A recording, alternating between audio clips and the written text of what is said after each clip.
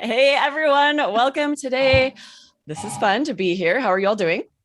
Doing Fantastic. good. What about you? Excellent. I'm excited about this today because for all of you listening who are studying for IELTS, not only is this great listening practice of multiple speakers for the listening sections that have multiple speakers, but also we're talking about a common IELTS question there's a list of the toughest IELTS Task 2 questions. And this is one of those that some people believe nowadays that we have too many choices, and you could have to write a whole essay about whether you agree or disagree with that statement. So this is going to be really helpful on multiple levels.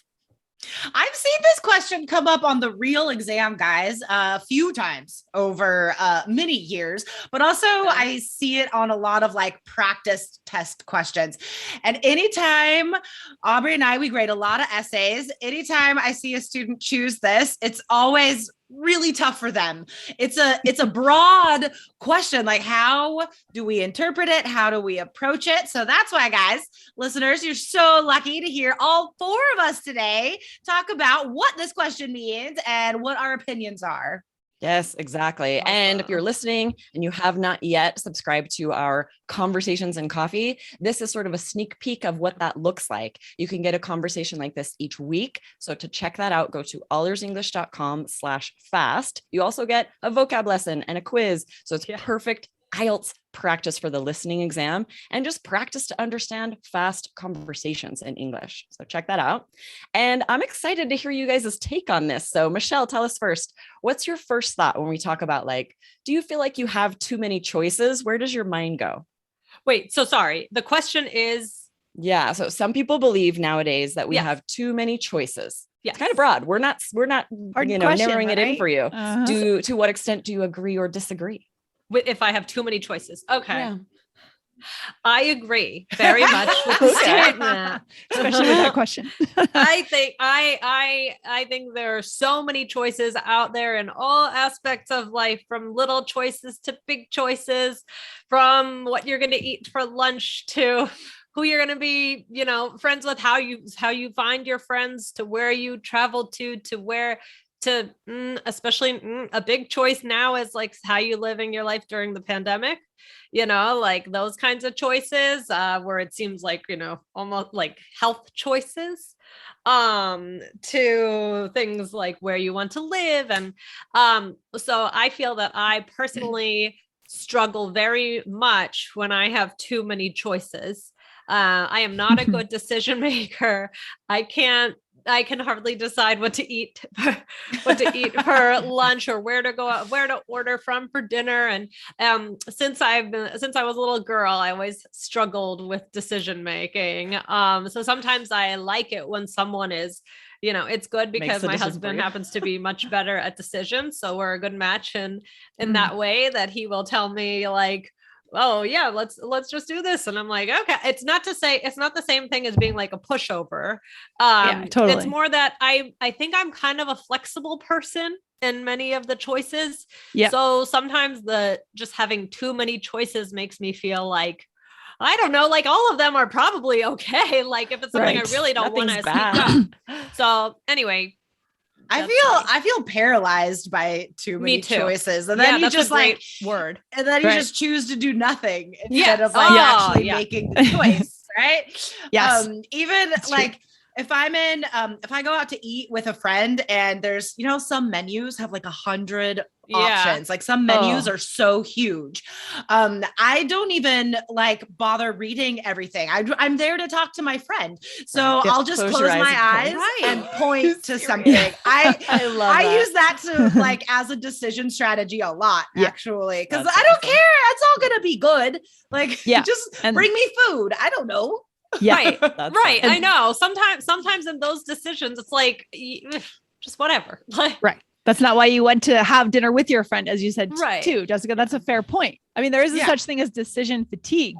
Totally. Right. And some days when I make a lot of choices, I feel like I've just reached an end and I can no longer make a decision, and it's exhausting. And this can happen even in the grocery store. Just yesterday, that's the thing in American culture. I think we have a lot of choices for different products. It's almost overwhelming sometimes. Yeah. I go to buy almond milk and there's like 5 different kinds of almond milk and it's just too much.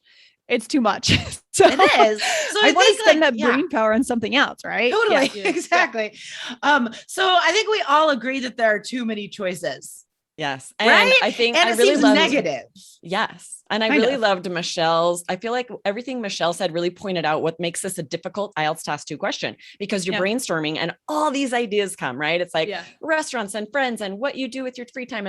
And if you end up putting in all of those reasons, it ends up being a very low scoring essay, because you kind of have to pick one thing and focus on it to support it. If you just have a whole bunch of reasons and nothing supported, that's I did a bad job.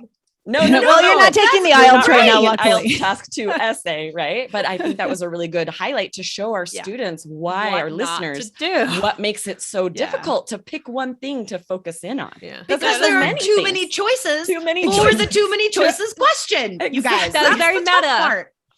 It's very that's meta. the tough part. So you got to choose one context, right, Aubrey, Jessica? I mean, if we were answering this on an IELTS essay, would we choose one context, whether it's choosing a car or shopping at the grocery store or in a menu with our friend? Is that how we would answer that? I would make this an opinion essay, and I would just choose 2 examples, right? Paragraph 2 is all about too many choices in grocery stores. And paragraph 3 is all about too many choices of things to watch or something. Because I mean, come on, how many streaming services are there? Talk about getting paralyzed too. I waste so much time going through Netflix or first of all, choosing Netflix or Hulu or Amazon Prime or this. And then once you're there, there's like 1,000 things. Oh, it's pretty interesting. I mean, this is what we've done to ourselves as a society, right? We call this progress in a way, and we wanted this throughout the years, the decades. But now what do we do? As we progress to the point where there are like hundreds of choices in every product, every technology, now where does it go? That's my question for the future, right? Does it ever create contention for you guys? Like, we sometimes will try to decide where to go, and one of us will say like, I'm fine with wherever you pick, but then that person will throw out like a few different, and you're like, no, I don't want any of those. Like, wait, you said everyone's, and the same with like clicking through everything. So you're like, I'm good with whatever. And then you no, not this, anything but this. And sometimes it's easier to know what you don't want than what you do. So like when somebody starts suggesting things, it's like, no, not that. No, actually not that though. Yeah, for sure. And then you just end up getting mad and not going to eat anywhere or not watching anything because you're like, this is annoying. I'm just going to read a book. Yeah. That never creates problems for me, actually. Lucky you. I don't know. Maybe my friends and I all like the same food or walking in the same park. I don't know. It's not, I try to simplify things as much as possible because listeners, everybody, right? Life is not simple, like for anybody. No. So anytime you can simplify, I choose to simplify. So it's like, okay, you want to go hang out with the friend? We're going to go walk in this park. That is the only choice. That's it. That's just really good. Go for a walk. Give yourselves one choice. Yeah, that's fantastic.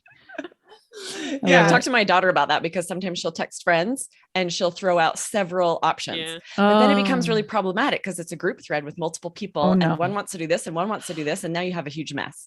So I'm like, just pick one thing and be like, whoever can come and wants to do that, let's do that. Yeah. Or she can say, I'm going here. Right. Yeah. Because think about, you can hurt someone's feelings if you're like, okay, well, we're going to do this thing that one wanted to do. And you're not picking someone else's. And so they're not going. Yeah. All this drama of teenage girls. Like, don't open it up to that. Limit the choices from the get-go. Well, that's why like traveling with a group of people is so hard too. Like trying to go on vacation with a lot of people. I just don't do that anymore. I don't do that. Don't do it. Dangerous. I'll do max 2. And then if I'm with 4, we're splitting up a lot into 2s. Like we'll meet for dinner and that's it, that kind of thing. Yeah. I ran into a big problem with that because we went to Mexico with a bunch of friends and the guys were going deep sea fishing. And so the girls are like, we'll go get manicures or something. And I was like, I would rather go deep sea fishing. Totally. I'm like, so that's a little bit. Oh my gosh. I know. That sounds awesome. I want to go deep sea fishing. I know. She's She's gonna gonna get get manicures manicures in that case. Oh my God. You could pull out a huge trout as opposed to getting your It nails was done. so fun. I know. I'm like, I don't think my nails done. That's awesome. That's fantastic. So guys, listeners, this is also on YouTube. I'll have you know if you are listening on the podcast. And if you found us on YouTube, we have a podcast. So guys, check out the IELTS Energy podcast, also the All Ears English podcast, if you're not familiar. And this is a great example of a group conversation you can get every week, guys. Check it out with a listening quiz, vocabulary, transcript. It's so amazing to prepare for IELTS and life after IELTS. So go to allearsenglish.com/fast. That's FAST. Awesome. Right. Thanks for joining me today, guys. This was really fun. Definitely. Good stuff, guys. Have a good Thanks, one. Super fun. Bye. See you soon. Bye. Bye.